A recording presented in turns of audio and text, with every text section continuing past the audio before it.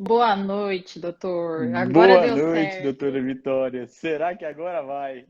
Agora deu certo. Agora eu tô conseguindo ver o doutor e ouvir perfeitamente. Eu acredito que quem está nos ouvindo também. Será? Doutor Dave conectado aqui conosco. Quanto tempo que não o vejo.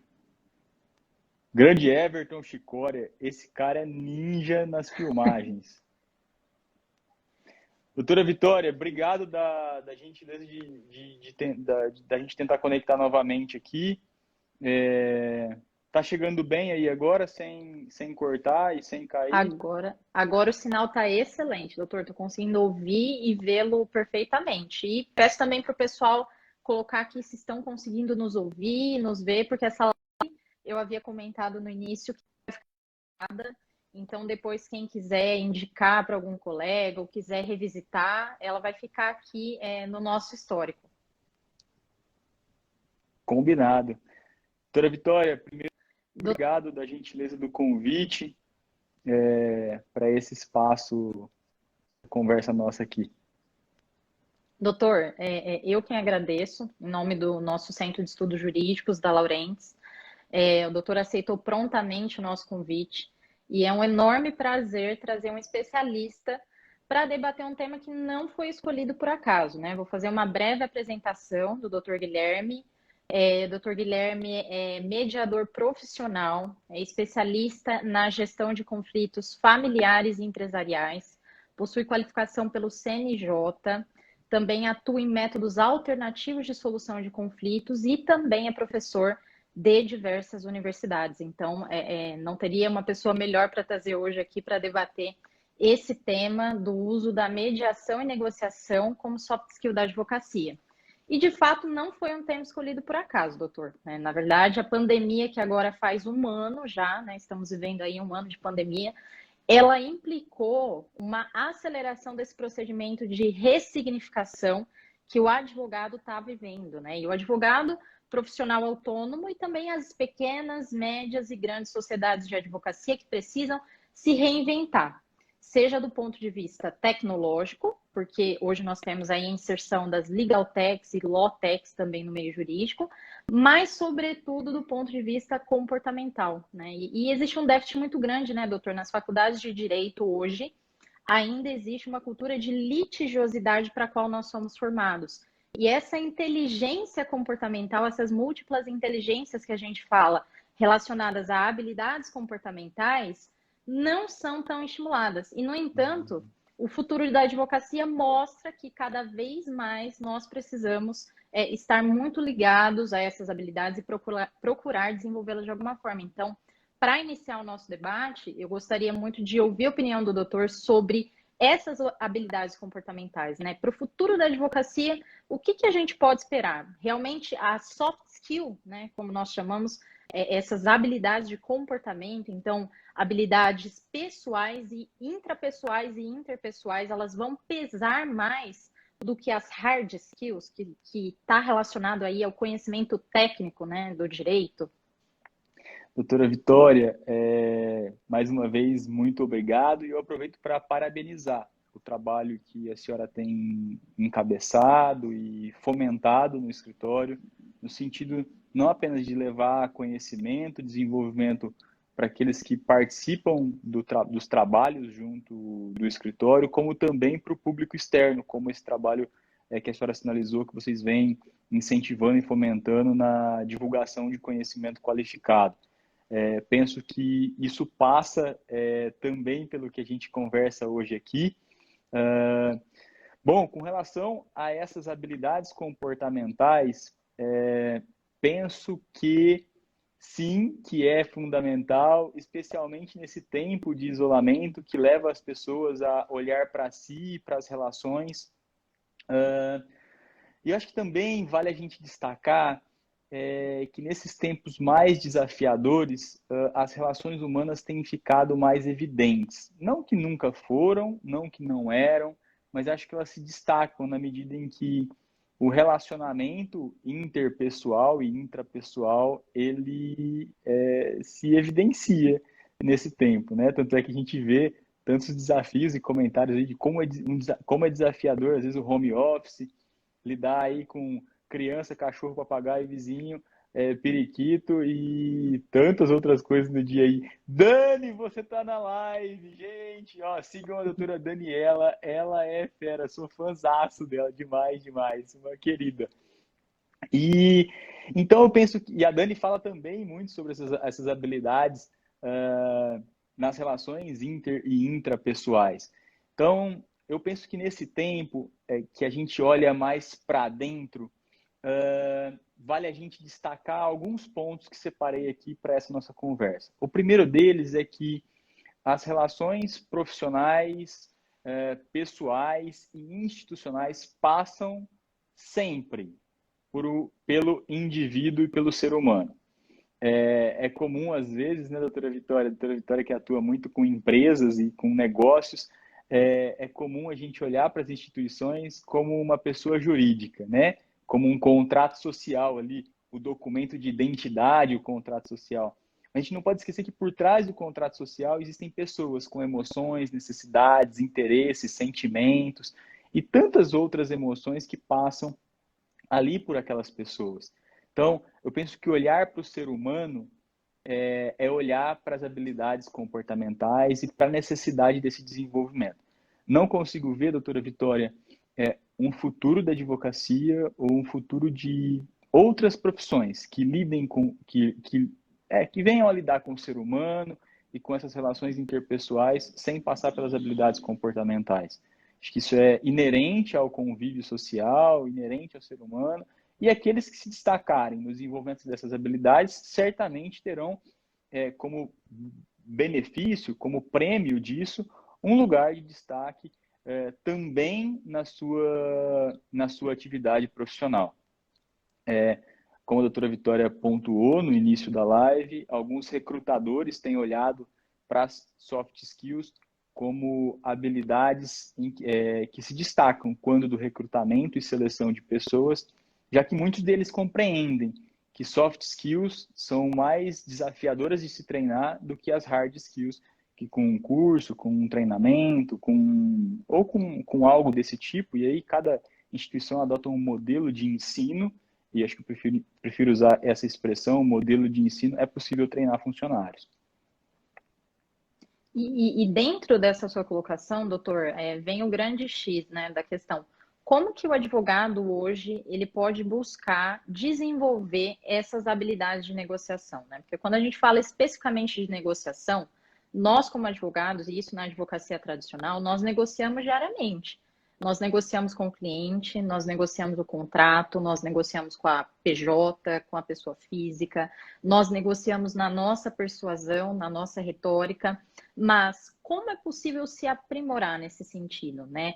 É algo muito mais relacionado a desenvolver nas pessoas, né, envolvidas naquela situação conflito, uma disposição em resolver aquele problema, ou está também muito relacionado ao desenvolvimento de técnicas e ferramentas que o advogado pode ter à sua disposição para poder solucionar aquele conflito, sendo que ambas as partes sintam que estão ganhando, né, doutor? Que é a famosa técnica do ganha-ganha, né? Numa boa negociação, ambas as partes precisam sair pensando e com a convicção de que estão saindo dali com a melhor decisão, né? Que ambas as partes estão saindo ganhando. Como que a gente consegue hoje, enquanto profissional da área jurídica, se inserir nessa onda de reformas, né? Nessa onda de transformações pelas quais o profissional da área jurídica está passando? Doutora Vitória, quero convidar a doutora e os colegas que estão aqui conosco para a gente sair um pouquinho na cabeça de onde a gente está e para a gente ir para uma borracharia. E esse exemplo vai trazer questões extremamente fundamentais para o bom desenvolvimento da nossa conversa aqui, que é a diferenciação entre ferramenta, técnica e habilidade. Eu, esses dias, fui no meu avô e estava voltando para casa e olhei o pneu do meu carro, estava no chão, estava baixo. E estou falando da borracharia porque aconteceu comigo. E aí eu precisei trocar o pneu do carro. E aí fui lá, abri o porta-mala, peguei o step, peguei as ferramentas e fui trocar o pneu do carro. E aí estava lembrando sobre a questão da diferença desse conceito que, por vezes, a gente acha que é tudo uma coisa só e no dia a dia parece uma coisa só, mas tem grande diferença. E eu confesso que eu saí com a mão suja, tudo sujo, virou aquela bagunça lá. Falei, vixe, gente, rapaz, até para trocar um pneu sujei tudinho, né? E aí você vai na borracharia, o borracheiro ele troca o pneu e ele nem transpira, né? E aí tá a diferença entre ferramenta técnica e habilidade, né? No carro tem a ferramenta, alguns têm a técnica de como botar a ferramenta. Se você pegar uma ferramenta lá, uma chave de roda que tem o cabo mais longo ou mais curto, você vai fazer mais ou menos força por conta da alavanca. E existe também a habilidade, que é o quanto eu estou treinado e o quanto eu faço isso, né? E é natural que eu não tenho habilidade para trocar pneu, sei trocar o pneu, troquei o pneu, mas suei, como diz um amigo meu, igual tampa de marmita, naquele jargão de pedreiro aqui, né? Para deixar mais leve a nossa live às 8h30, todo mundo já cansado em casa. E essa é a grande questão. O profissional da negociação, ele precisa sim dominar as técnicas de negociação, dominar como funciona, então, a aplicação adequada de uma ferramenta de negociação, ou seja, como é a técnica, o modo como eu aplico aquela ferramenta, eu utilizo aquela ferramenta na prática, e treinar isso para que, quando da aplicação com técnica dessa ferramenta, eu tenha habilidade. E aí, por vezes, o que a gente vê no dia a dia da advocacia e na minha atuação, especialmente mais nas mediações, que eu lido com os advogados que estão ali negociando pelos seus clientes, o que eu percebo é que muitas vezes a falta, lá na graduação, do ensino de modelos de negociação gera uma dificuldade, um desafio no cumprimento da missão básica do profissional do direito, entregar para o seu cliente uma solução do conflito. E, por vezes, o cliente acaba intensificando o conflito ou a demanda ali por conta do cliente não ter uma habilidade comunicacional e o advogado, por não ter estudado isso em algum momento, às vezes acaba não conseguindo orientar como poderia o seu cliente naquele espaço para que ele ali adote uma postura que contribua para aquela negociação. Então, essa diferenciação entre ferramenta técnica e habilidade, ela pode parecer uma definição técnica e teórica, mas na prática é o que faz a diferença. O que percebo também, doutora Vitória, é que, por exemplo, nos treinamentos, quando a gente treina a formação de negociadores, de profissionais na negociação, a gente vê que no início dos cursos, a gente entrega ferramenta e entrega técnica. Isso é possível entregar. Mas a habilidade ela vem com a prática, né? E a prática da aplicação adequada dessas técnicas, dessas ferramentas. Um outro ponto importante que vale a gente destacar é que o que eu tenho percebido nessas oportunidades de treinar pessoas para desenvolver as habilidades de negociação e mediação em espaços de conflitos e de disputas é que as experiências que cada teve com relação a como eles vivenciaram determinado cenário de conflito e de disputa também tem impacto para que alguns desenvolvam com mais rapidez algumas habilidades e outros com menos rapidez algumas habilidades. Ou seja, a formação pessoal do indivíduo e a compreensão cognitiva com relação aos conflitos e disputas também impactam na formação de cada indivíduo, já que a gente não está falando, por exemplo, de uma aplicação técnica do direito em que a gente faz a subsunção da norma ao fato, mas numa relação de interação, uma relação negocial entre aqueles envolvidos. Eu costumo dizer que muitas vezes no processo, quando a gente tem a oportunidade de peticionar, eu falo que a gente tem tempo, às vezes, para pensar, peraí, o que eu vou colocar aqui? Deixa eu pensar um pouquinho mais. Muitas vezes, numa interação negocial, ela acontece ao vivo, ali. Você está ali, conversando, e às vezes esse tempo para pensar, ele até pode existir quando o indivíduo tem técnica e ele compreende as ferramentas, e ele sabe que fazer pausas nessa negociação é fundamental. E aqui é um ponto importante, que muitas vezes a gente vê, às vezes, um desespero do profissional para ir lá, sentar, negociar, fazer acontecer, e ele esquece que ele pode fazer uma pausa e está tudo bem. E faz parte de uma boa dinâmica negocial, fazer algumas pausas, aprofundar algumas questões, amadurecer alguns pontos, para que essa negociação ela caminhe de maneira sólida, de maneira eficaz, de maneira a ser desenvolvida com uma abordagem que traga efetivamente o atendimento das necessidades e interesses daqueles participantes ali naquele espaço autocompositivo. Uhum.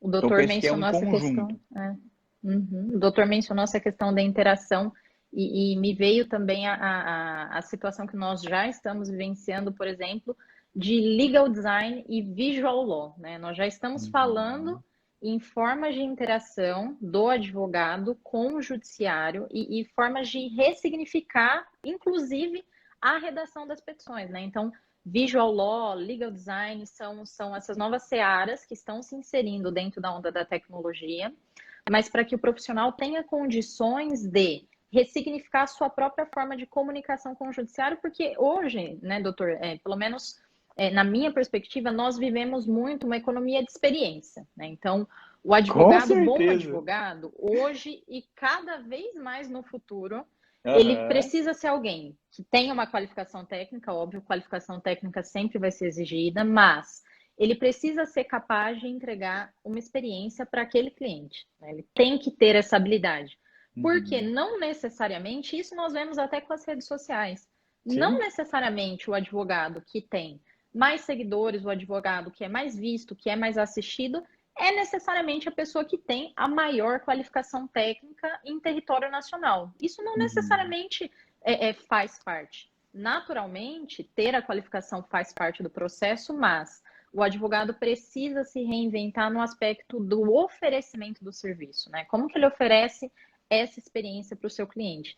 E isso também é um desafio, né, doutor? Sair daquele modelo tradicional da advocacia em que o advogado ele é um cumpridor de prazos, ele realiza audiências, a sua forma de apresentação com o judiciário, a sua forma de negociação com a parte contrária é sempre a mesma, é sempre numa mesa de audiências.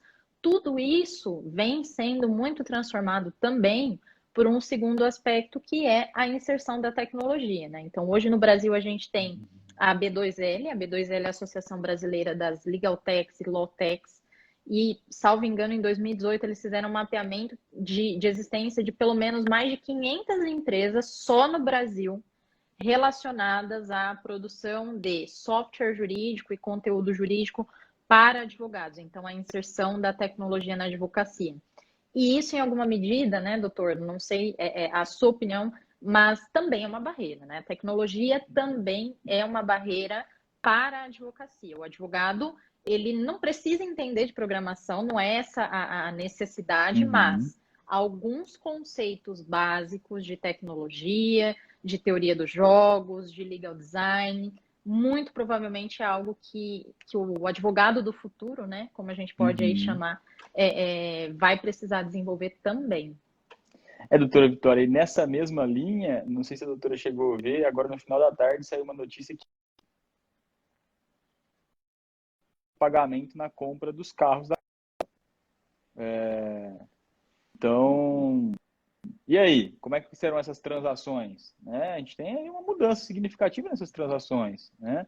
Nessas formas de pagamento, e aí está intimamente ligada à tecnologia, por exemplo, né? Então, eu penso que o advogado que não investir no desenvolvimento mínimo dessas habilidades, ele já está fora do mercado. Ou então ele vai fazer a opção de basicamente atuar no modelo tradicional, que é o que a gente vê aí, a realidade da advocacia. A gente sabe que tem advogados que têm desafios para entrar no mercado de trabalho, assim como outros têm se destacado. Eu acho que a questão é o que é que eles têm se destacado, têm feito de diferente. E aqui a ideia não é fazer um juízo de valor do que um tem feito, se é certo ou errado. Muito pelo contrário. Trazer um estímulo para que observado comportamentos e atitudes daqueles que têm se destacado e o que é que eles têm feito para se destacar. Acho que é modelar esses profissionais, por que não? Modelar o que esses profissionais têm feito. Então, certamente, passa pelas habilidades, inclusive de negociação e de solução de disputas, a entrega da satisfação para o cliente de uma boa experiência. E é o que a professora Débora Hold, Lá em Oxford, ela fala, quando ela faz uma pesquisa sobre satisfação dos usuários com o sistema de justiça, que ela traz que basicamente dois elementos, dentre a pesquisa dela é gigante, eu tive a oportunidade de ter contato com parte da pesquisa dela, e ela sinaliza que, na conclusão da pesquisa dela, que o que leva os clientes, tá? Ou jurisdicionados, no caso da pesquisa da professora Deborah Hold, a entender que existe satisfação ou que eles estiveram satisfeitos com o sistema de justiça, foi basicamente dois grandes pilares, de que tanto o procedimento como o resultado foram justos e também que aqui entra um ponto fundamental, talvez até um ponto para chamar a atenção dos colegas, que é a inclusão do cliente na escolha do procedimento a ser adotado para solucionar aquela questão. Então, aquele modelo tradicional em que o advogado escuta vou usar aqui uma expressão, aspas, tá? Historinha, fecha aspas, do cliente, e uso essa expressão porque nos bancos de graduação muitas vezes é usada essa expressão. Eu, particularmente, ouvi várias vezes, imagino que a doutora também. E depois de fazer uma breve análise, ele diz, olha, aqui é caso de tal ação, por exemplo. Esse modelo é um modelo que quem toma a decisão de qual procedimento a ser adotado é único e exclusivamente o advogado. E aí, a professora Deborah Hold, na pesquisa dela, sinaliza um pouco diferente. O indivíduo participa da escolha de qual é o procedimento, ele fica também responsável pelo procedimento. E isso, no final do andamento desse procedimento escolhido, ele, por ser corresponsável da escolha, tende a ter uma percepção maior sobre se foi ou não feito, aspas, justiça, fecha aspas, naquele caso. Então, passa, inclusive, pela atuação do advogado, cuidar de compreender maneiras de solucionar aquela questão e entregar para o cliente opções e possíveis caminhos. E aí vale lembrar que a doutora Vitória citou lá do Como Chegar ao Sim, né, do modelo Harvard de negociação, liderado pelo professor William Ury, Roger Fisher, pelo Patton, assim como também pelo Robert Nook, aquele modelo de negociação ganha-ganha que passa lá pelos princípios de negociação. E aí, para os que estão nos ouvindo, se você está ouvindo a live agora, você vai ouvir a live depois, fica aqui uma recomendação de leitura, que é o best-seller de negociação, que é o Como Chegar ao Sim. Acho que é uma leitura básica, e hoje eu posso dizer que é básica e obrigatória para qualquer operador de direito, para qualquer pessoa que lida com relações interpessoais, para otimizar um pouco o modelo de lidar com pessoas, e especialmente pessoas que estão num cenário de conflito e disputa.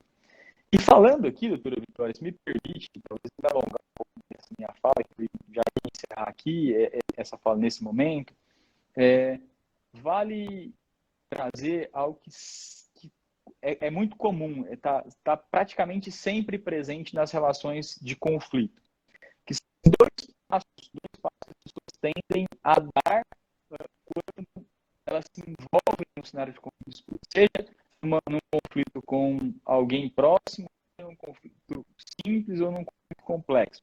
Que, como regra, o primeiro passo é cortar a comunicação. Então, tive um problema, não falo mais com você, te bloqueei do WhatsApp, fiz beicinho, fechei a cara, não gostei de você. E um outro passo é a busca de aliados. Então, eu vou, conto uma história para um, conto para outro, e vou montar ali o meu campo, porque sei que algo convívio,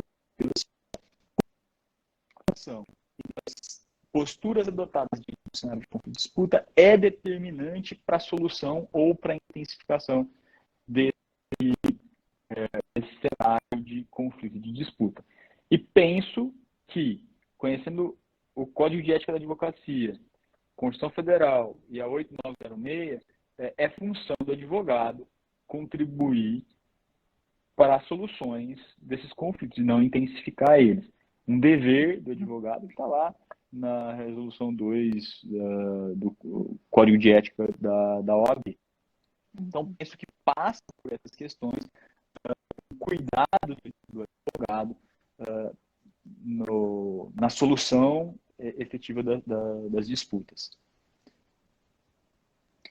E, doutor, durante a sua fala tivemos até uma pergunta aqui que acho que vale a pena trazer, que é uma pergunta do Breno, perguntando como mostrar para o cliente, fazê-lo entender que o produto da mediação foi ideal para aquela situação, naquele contexto e com aquelas condições. Tudo bem, Breno? O Breno, acho que já interagi com ele alguma vez aqui no Instagram, sempre com pontuações interessantes. Breno, eu penso que o primeiro ponto é conhecer sobre mediação, né? Eu acho que o advogado, para poder entregar um pouco sobre mediação, tem que conhecer sobre mediação, né? Então, buscar compreender um pouco sobre o que é mediação, como ela funciona, quais casos a mediação é recomendada, é o mínimo que o profissional precisa saber para que ele possa apresentar para o cliente. Veja, eu uso como exemplo sempre um vendedor. Se você pegar bons vendedores, eles conhecem muito do produto e, por vezes, eles sabem até a história do fundador daquele método ou do inventor daquele produto. Eu comentei do pneu do carro e eu precisei trocar o pneu do meu carro. E eu fui trocar o pneu do carro numa loja, não vou fazer propaganda da loja aqui, mas o cara sabia até o nome do fundador e qual foi a marca de pneu. E eu achei muito interessante que ele começou a me contar a história lá. E depois eu brinquei com ele. Falei, pô, você é um bom vendedor. Você já me convenceu que eu vou comprar o pneu. Já tá certo que eu vou comprar o pneu. Mas que legal. E ele começou a me contar a história e tal. Então, acho que passa por apresentar para o cliente, mostrar para o cliente, entender o que é o produto, passa por conhecer o procedimento. Eu gosto de usar um exemplo. Existe uma curva de aprendizado ou uma curva de compreensão. Agora eu não me recordo o nome da curva, até depois a gente pode pegar e compartilhar. Acho que eu compartilhei alguma vez no Instagram, depois eu posso localizar até e botar no print. É assim, quando a gente sabe pouco de um assunto, ele parece simples. Quando a gente começa a aprender, ele parece complexo. Quando a gente entende muito, ele parece simples de novo. Né? Basicamente é uma curva assim, vou desenhar aqui na tela, é assim.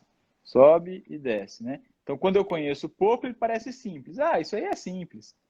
Quando eu começo a aprender, eu falo, nossa, peraí, não é tão simples assim. Tem um conjunto de metodologia, de princípios, de ferramentas, de bases sobre aquilo, e depois que eu estudo bastante, aquilo fica simples. Eu penso que para eu simplificar, ixi, enrosquei aqui, hein? Para eu simplificar pro cliente, é importante eu conhecer sobre aquele assunto. Isso vai me permitir apresentar a legislação de forma mais clara. Por exemplo, eu escuto com frequência mediações judiciais, é que o negociador tem que ceder um pouco, e aí a gente faz um bom acordo. Veja, eu tenho sempre um pé atrás com esse conceito, eu ouvi muito esse conceito, eu desconstruí esse conceito, e hoje eu enxergo a negociação um pouco diferente. Muitas vezes é necessário ceder. Veja, se você parte do princípio que a sua ideia original ela deveria ser integralmente implementada na prática, pode ser que você tenha um conceito de ceder. Por um outro lado, as pessoas, quando negociam no modelo de barganha, que é o que a gente vê na prática diária, a percepção é que sim. Mas veja, eu estou usando um modelo. Quando eu estou usando um outro modelo de negociação, por exemplo, baseado em princípios, antes de você ceder, você vai buscar caminhos ali, você vai construir de modo conjunto. Como diz o professor William Ury, uma boa negociação é aquela que as pessoas deixam as suas impressões digitais, as suas marcas na construção daquele acordo. Da perspectiva. Aí o Breno pergunta aqui, fazer entender que o plano da mediação foi ideal para aquela situação. Veja, então primeiro, é importante eu entender qual é aquela situação. Na tua pergunta genérica, e eu sei que você pontua isso de forma proposital aqui para facilitar nossas colocações, que é a evolução do CNI é muito feliz quando ela traz no primeiro artigo, no artigo 1º, as duas expressões, que é soluções adequadas à natureza e peculiaridade das demandas. Então, cabe ao advogado compreender qual é a natureza daquele conflito e quais são as peculiaridades dele. Para que, então, a partir disso, numa conversa com o cliente, ele possa construir essa apresentação sempre conectada com a realidade do cliente. Né? Por exemplo, se você tem uma relação entre pessoas que existe uma relação continuada, uma relação de família, uma relação societária, essa relação entre as pessoas ela é fundamental. E um outro ponto importante é que as pessoas, quando negociam, elas, como regra, têm duas grandes preocupações, que é a preocupação com relação ao objeto que se negocia e a relação entre aquelas pessoas que estão negociando. Apresentar isso para o cliente pode para que ele faça uma opção, por exemplo, se entender que é o caso, de um procedimento compositivo, sinalizar para ele a confidencialidade, de que aquilo que for conversado ali não pode ser usado como prova num procedimento heterocompetitivo, que o mediador que está ali, que ele não poderá ser testemunha das partes em um processo administrativo ou judicial a respeito do que foi tratado. Então, tudo isso passa por conhecer o procedimento de mediação, apresentar ao cliente, e aí o cliente conhecendo, talvez se sinta mais confortável. Falar, poxa, legal, então vamos tentar esse caminho, vamos buscar esse caminho. E saber que se eventualmente não tiver um acordo, eu sei também quais são os possíveis prejuízos que eu posso ter, se é que você entende quais são os prejuízos naquele caso. Da ação, apresentar para o cliente com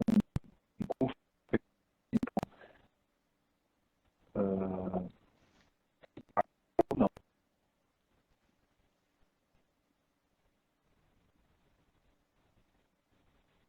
O doutor mencionou esse livro, Como Chegar ao Sim, e, doutor, esse livro me marcou. Foi um livro que o meu professor de graduação passou para que nós lêssemos na disciplina de arbitragem. E foi um livro muito instigante porque ele, pelo menos, me fez repensar essas colocações que o doutor colocou sobre a visão da negociação, né?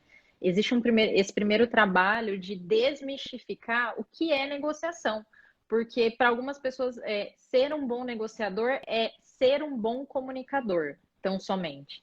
E não é só isso, né? Assim como também não negociação não é tentar persuadir ou criar algum tipo de artimanha para deixar a outra parte por baixo ou de alguma forma demonstrar que ali, né, naquela negociação, uma das partes saiu prejudicada e a outra, né, na expressão popular, saiu por cima, né, saiu bem, conseguiu um resultado muito mais satisfatório. Então, de fato, esse livro é uma excelente recomendação. Foi uma recomendação, inclusive, do professor Gajardoni, né? O professor Gajardoni nos recomendou esse livro durante a graduação. E dentro, né, doutor, dessas colocações, eu acredito que o doutor caiu. Vamos colocá-lo novamente aqui na live. Vamos lá. Até agora a internet colaborou, pessoal. Vamos conseguir ter um debate de qualidade aqui no final também. Doutor, voltamos. Acreditou certo, doutora Vitória? Então, pronto. Eu ouvi agora, acreditei que o doutor caiu. Estava dizendo que Legal. foi uma indicação do Gajardoni. O professor Gajardoni é excepcional. Eu confesso que admiro muito o trabalho dele, sempre trazendo pontos instigantes aí para a gente. E essa transformação que o doutor mencionou, né, na advocacia, nessa advocacia que a gente fala que é a advocacia 4.0, né?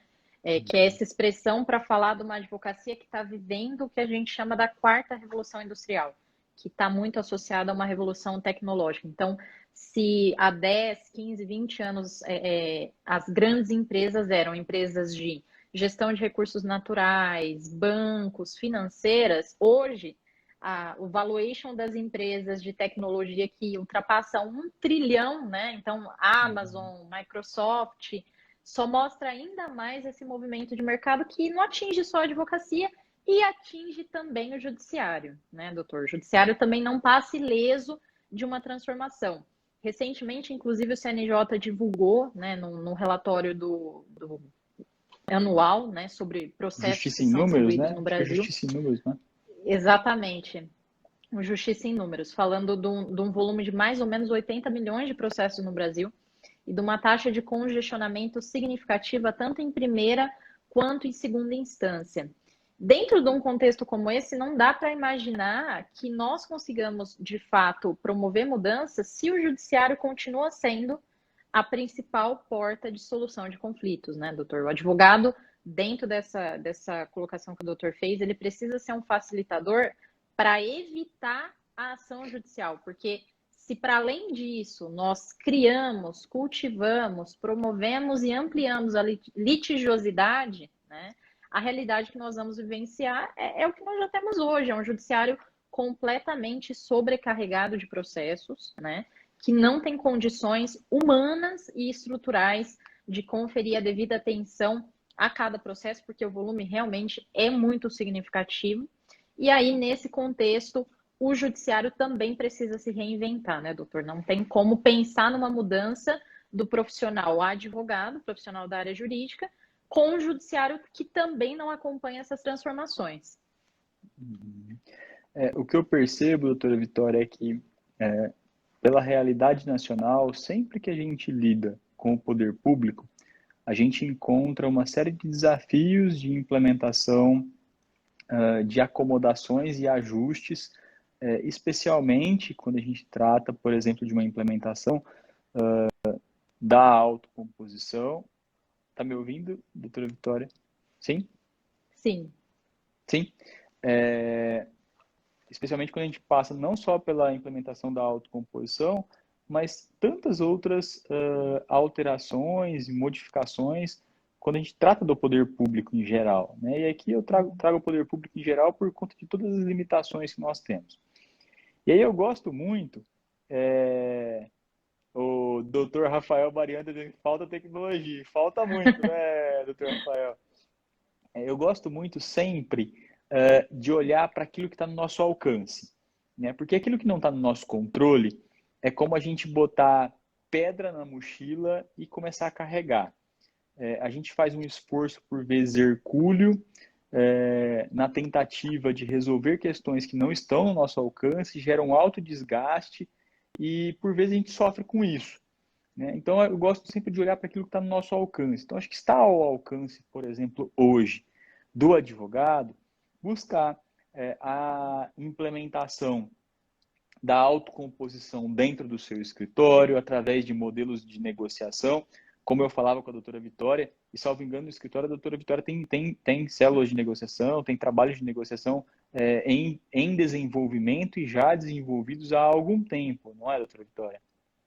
Temos, doutor. Nós estamos agora investindo dentro de um planejamento estratégico do nosso escritório, né? Uma das avenidas do escritório é realmente desenvolver profissionais, investir na qualificação de profissionais dentro do nosso quadro que tenham essa habilidade, né? Que tenham formação em mediação, em comunicação com o cliente, em negociação, arbitragem. Inclusive, hoje nós trouxemos para o nosso quadro com a intenção de realmente conferir uma visão disciplinar para além do que o profissional do direito tem, pessoas de outras qualificações. Então, hoje no escritório nós temos pessoas da área de economia, estatística, eu tenho engenheiros, porque realmente ter uma visão diferente do problema, né, para além da visão que nós, advogados, temos, oferece portas para a resolução do conflito de maneiras que nós, muitas vezes, não conseguimos enxergar. Com E esses certeza. profissionais trazem essa perspectiva de visão que é fantástica, né? E para além de pensar que mediação e conciliação é algo que, de repente, só se aplica a direito de família, só se aplica a empresas, tá para muito além disso, né, doutor? Tá para muito além. A gente fala hoje, até estávamos discutindo isso como avenida estratégica, da mediação e negociação aplicada a direito desportivo. E é algo que vai acontecer, que é uma mudança que está de fato acontecendo, que os escritórios vão precisar acompanhar, né? E hoje, dentro do nosso escritório, a gente busca fomentar isso com os nossos profissionais também. Um ponto que a doutora Vitória estava falando e me veio aqui, me passou pela cabeça, me passou pela mente, foi que hoje, com essas alterações e inovações tão aceleradas, então, olhando para isso, para alterações e inovações aceleradas, em conjunto com esse fator, um sistema de justiça que muitas vezes, e aqui eu estou sendo generoso na minha fala, gera insegurança jurídica.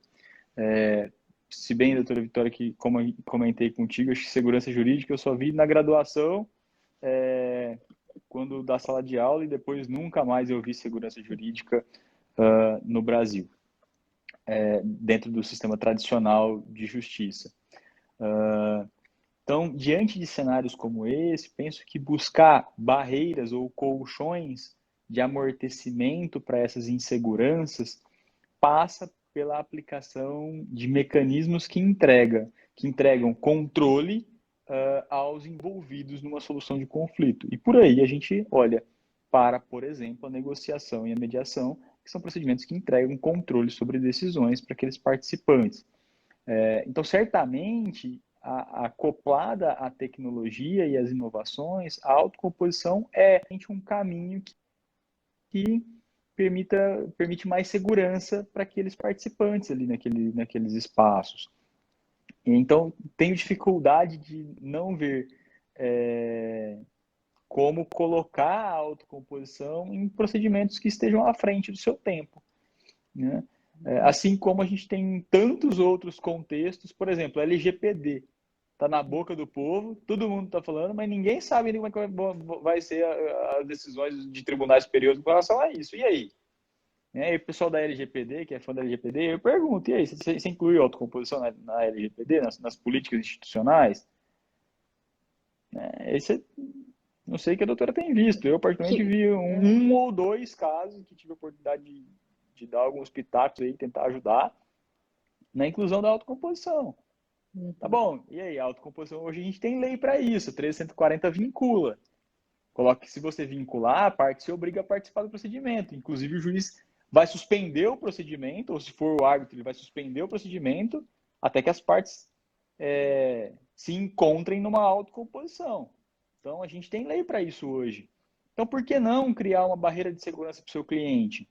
Por que não criar mais uma barreira de proteção, né?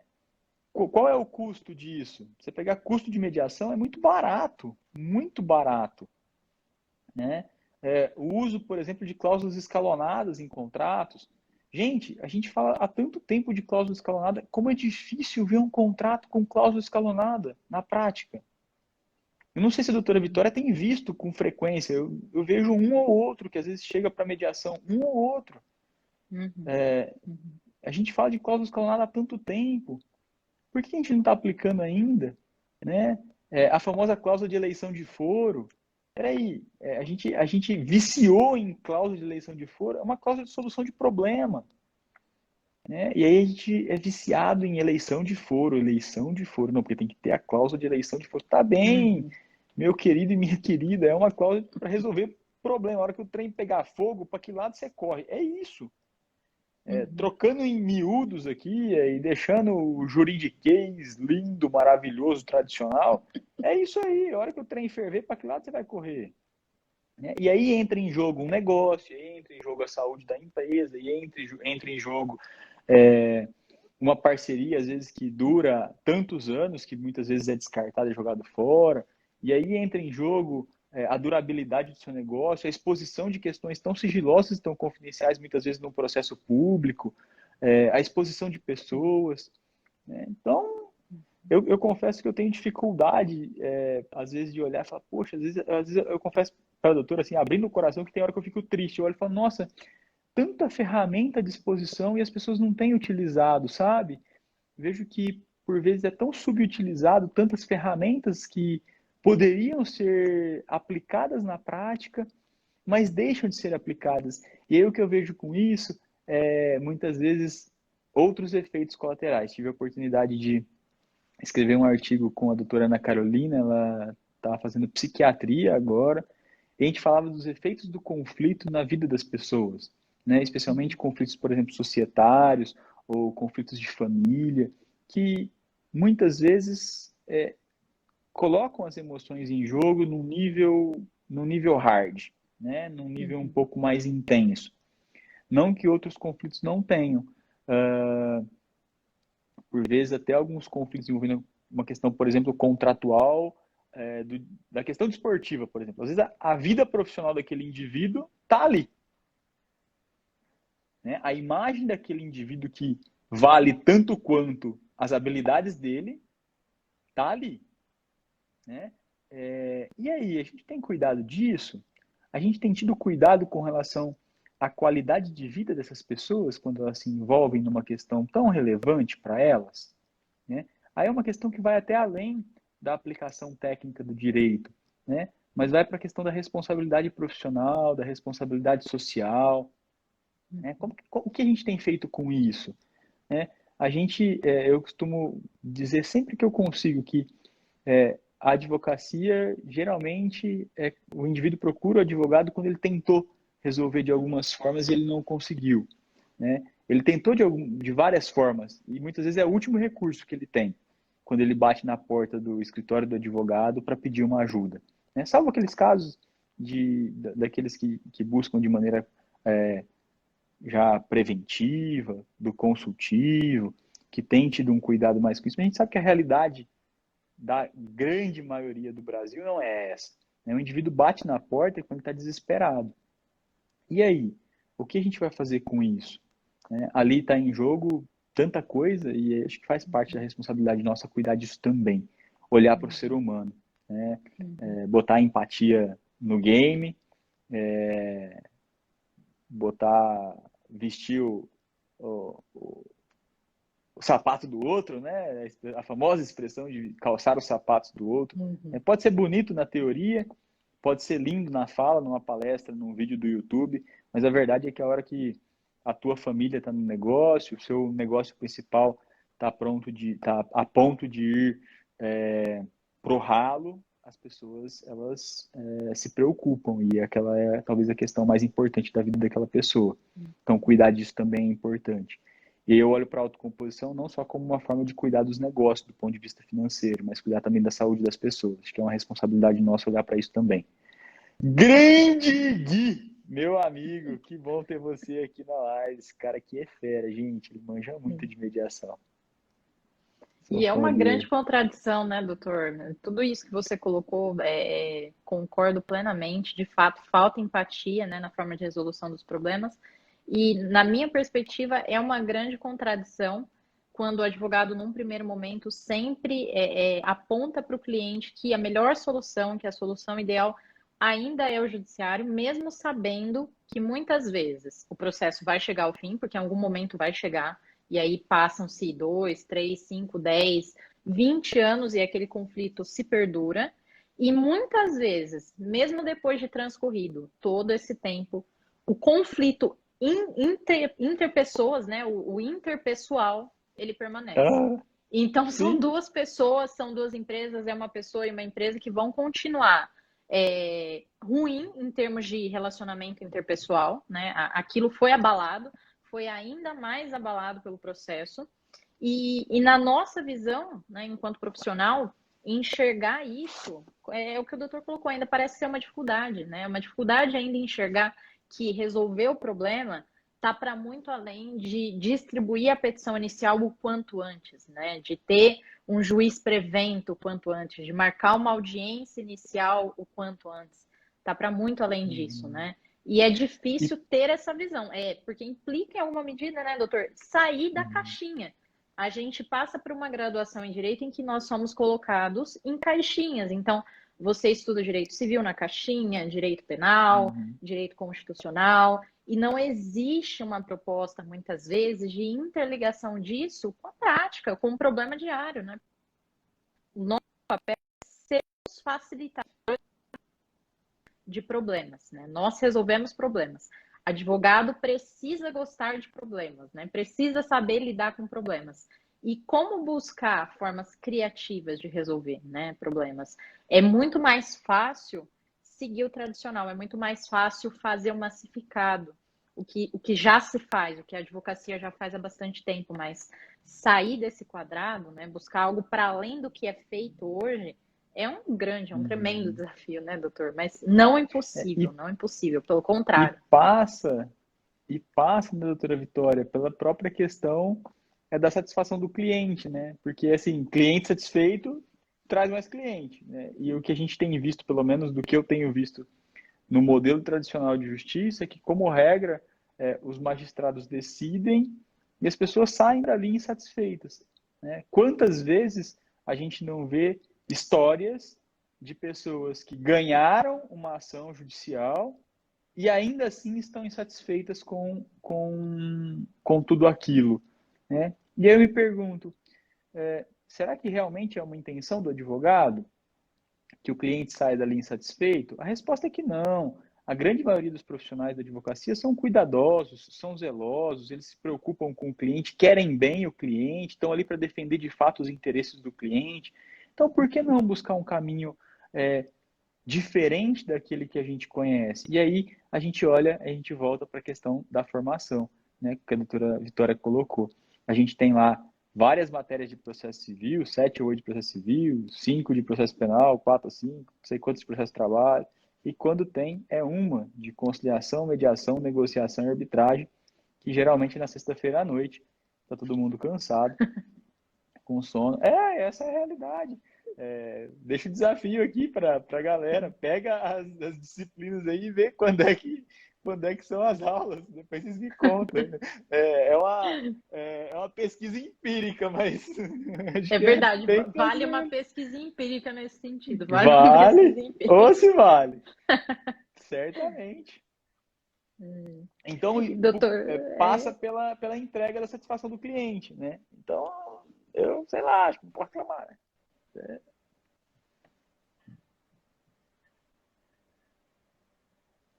Perdão, doutor, eu te interrompi. cortou o áudio, doutor. Eu ia fazer uma colocação, mas aí eu vi de novo, doutor. Desculpa, eu que o interrompi. Imagina, por favor, pode fazer a Ah, colocação, doutora Vitória. eu ia fazer uma colocação para a gente finalizar com uma discussão que eu vejo muitos advogados se fazendo, muitos advogados que ficam temerosos com essa onda de mudanças, né, que nós estamos passando, que vamos continuar a passar, e isso vai continuar a se intensificar, na minha opinião, né, essa inserção da tecnologia e essa capacidade de adaptação do advogado. E aí fica a grande questão, né? Nós, advogados, corremos de fato o risco de sermos substituídos, né? A advocacia ainda pode ser concebida como uma profissão do futuro, talvez como uma profissão em que o advogado vai ter que entregar resultado para o cliente, mas de uma outra forma, em um outro modelo de negócios, ou não. Realmente corremos esse risco sério de ter, de alguma forma, a nossa profissão ameaçada pelo uso das tecnologias. Qual que é a sua opinião, doutor, sobre isso? A minha opinião é que se a gente olhar para a advocacia como uma profissão que ajuiza a ação, eu posso dizer que talvez alguns desafios grandes virão pela frente. Se a gente olhar para a advocacia como uma profissão que é fundamental para a solução dos problemas, eu tenho certeza que vai aumentar muito trabalho pela frente e não vai faltar cliente de jeito nenhum. Eu gosto muito, sempre que essas provocações aparecem, doutora Vitória, eu gosto de olhar para a fotografia. Eu sou um apaixonado por fotografia, gosto muito, tenho postado menos do que gostaria.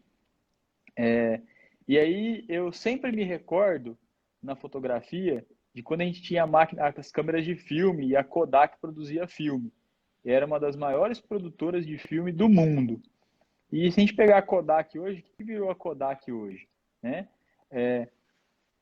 Hoje a gente tem celulares que capturam imagens. Hoje a gente tem. Todos os celulares hoje capturam imagens com uma maior qualidade de ampliação do que a gente tinha nos filmes tradicionais. Então, acho que a questão é como a gente vai se ajustar diante das alterações da tecnologia, né? Eu estava com o meu avô esses dias e ele trabalhou em banco muito tempo E ele tem até hoje uma Olivetti lá, né? E aí ele tem a Olivetti dele, e eu estava olhando lá, eu conversando com ele esses dias, e eu gosto sempre de, de estar junto com ele. Para mim é alguém muito querido mesmo. E a gente estava falando, né? Falei, nossa, vô, hoje se precisar arrumar uma máquina dessa, você vai encontrar talvez em São Paulo uma ou outra loja que dá manutenção especialmente nisso, né? Então, assim, era uma profissão que tinha e tinha muito, né? Hoje a gente não tem mais. Por um outro lado, as substituições que foram feitas naquele instrumento de escrita em que alguém, através daquela ferramenta, redigia documentos, foi substituído. Então, para o que a gente está olhando? A gente está olhando para a máquina de escrever ou a gente está olhando para a essência dela? Se a gente está olhando para a essência dela, não vai acabar nunca, né? Eu costumo brincar às vezes com os alunos nas capacitações em mediação, falar, gente, fica tranquilo, carro não para de bater, o povo não para de divorciar, contrato não para de ter problema, e não vai acabar. É o que a doutora Vitória falou. Eu, particularmente, eu sou um apaixonado por problema, porque me dá a oportunidade de resolver e ajudar as pessoas a estabilizar aquelas questões. Então, o que você faz com o problema? Você ama o problema, e aí se você ama o problema, você vai olhar para ele de uma outra forma, ou você odeia o problema. A questão é só o resultado que você vai ter. A escolha é sempre sua. O problema vai continuar existindo ali, né? Não está no nosso controle fazer acabar o problema do mundo, né? Até porque, desde que existe gente, existe problema. E a vida como ela é, a vida é assim. Então, o que a gente faz com isso depende da forma como a gente vê. A forma como a gente vê determina como a gente reage, e as nossas reações determinam como é que a gente vai resolver aquela questão, aquela situação e qual vai ser a efetividade disso. O Gui mandou uma pergunta aqui. Gui, na sua opinião, o quanto é necessário que os advogados comecem a incluir na cesta de serviço do escritório? Gui, eu tenho certeza que você sabe a resposta tão quanto ou mais que eu. E obrigado da sua pergunta para estimular esse ponto aqui na nossa conversa. Eu penso, Gui, que necessário eu diria que talvez, assim como você hoje ter um computador para redigir uma peça, é importante você apresentar uma conciliação e mediação, tão necessário quanto. A diferença que a gente vai ver é que alguns vão utilizar com excelência e vão se destacar na entrega do que a doutora Vitória começou a conversa falando aqui, de uma boa experiência para o cliente. E outros, talvez não. E aí a gente deixa ver o que o mercado vai definir. A verdade é uma só. O mercado, ele sempre seleciona e ele é muito criterioso. Então, a diferença a gente vê nos resultados. Acho que os resultados falam mais do que qualquer coisa. Eu gosto de olhar para resultado. O resultado fala. Resultado resultado ele é irrefutável. O resultado ele não engana, o resultado mostra, o resultado evidencia, o resultado. Eu falo que resultado tem hora que até cura. Você olha para o resultado, você vê que tem resultado, fala, rapaz, olha isso, que trem que deu certo, menino. Olha que alegria. Aí você sai até virando piruleta de alegria ali na frente, né? Então, acho que olhar para os resultados. Né? Acho que pegar modelos de profissionais que tem. A gente volta talvez naquela primeira fase, né? A primeira fala do nosso papo aqui. Pegar modelos de profissionais que têm se destacado e ver o que é que eles estão fazendo de diferente. Né? O que esses profissionais têm feito diferente? Né? E assim, estou pensando aqui agora, falando e pensando, né? Acho que os grandes profissionais de direito que têm se destacado, eles certamente têm essas habilidades comunicacionais, negociais, do pensamento criativo, do pensamento crítico. Difícil você encontrar um profissional que se destaque que não tem essas habilidades. Estou para dizer, do jeitinho do interior aqui, estou para dizer para você que, rapaz, tem não, hein? De fato, né, doutor? E ter essa capacidade de se transformar, né? De se ressignificar, de saber identificar também onde a gente precisa trabalhar mais. Todos temos aí qualidades e também habilidades que precisamos desenvolver, né? Isso faz parte da evolução de qualquer ser humano e em relação à profissão também não é diferente, né, doutor? Faz parte. A gente também desenvolve isso na prática, né? Vai da nossa disposição em muito aspecto aí de querer fazer acontecer diferente, né? De sair um pouco fora daquela nossa prática diária e buscar algo diferente daquilo.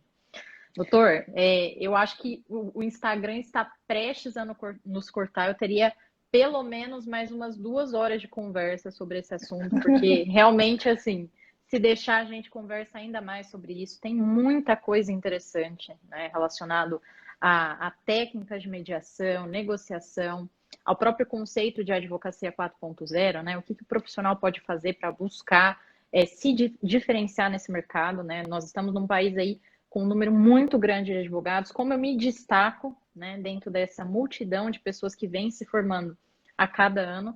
Então, com certeza, a gente vai ter muito pano para manga para uma próxima discussão com um tema ainda mais interessante. Doutora Vitória, muito obrigado mais uma vez, não só pela oportunidade, pelo convite para falar aqui, para a gente conversar, para esse papo gostoso, esse papo leve, essa hora da noite, mas também quero agradecer pela oportunidade de partilhar um pouquinho daquilo que faz sentido para mim enquanto propósito de vida, de entregar para as pessoas um jeito menos dolorido, menos sofrido, um jeito mais leve de resolver suas questões e questões significativas. Deixar aqui, estou vendo que a Letícia Lê mandou palminha aqui, a Nara mandou oi. Doutor Paulo Temporini, que honra sua presença aqui. E agradecer a companhia de cada um de vocês que tiveram esse horário aqui com a gente, batendo esse papo gostoso sobre autocomposição. Realmente, doutora Vitória, se deixar, acho que meia-noite é cedo para essa conversa. Eu que agradeço novamente, doutora. Agradeço em nome do nosso Centro de Estudos Jurídicos e também já deixo aqui aberto uma oportunidade para a gente conversar novamente sobre um novo tema também relacionado a esses grandes temas instigantes da advocacia numa próxima oportunidade também. Agradeço a todos que nos assistiram e também aproveito para informar que essa live vai ficar salva no nosso histórico, então se você quiser assistir depois, se quiser mandar para um colega ou se tiver algum questionamento, nós vamos direcionar para o Dr. Guilherme também. Doutora Vitória, fazer um convite pro pessoal aqui, ó. Eu e a doutora Vitória, a gente vai dar um sorriso. Você tira um print, posta no seu story, marca a gente e depois você manda no aviãozinho lá para os seus amigos para que eles acompanhem a gente aqui. Então vai lá, 1, 2 e print, hein? Pronto, fiz até o print aqui. Espero você me marcar, hein? Tô de olho em você que tá na live, você que mandou mensagem aqui. Espero o seu print, hein? A Letícia conectou aqui com a gente também. Gente, bom demais estar com vocês. Fiquem bem, se cuidem, cuidem dos seus. Os tempos são desafiadores, mas uma coisa é fato. Toda crise no mundo passou. E essa também vai passar. Com certeza. É passageiro, né, doutor? Temos que ter esperança num momento melhor. É verdade, doutora. Obrigado, viu, doutora, mais uma vez. Tchau, tchau, gente. Muito obrigada. Obrigada, pessoal. Tchau, tchau.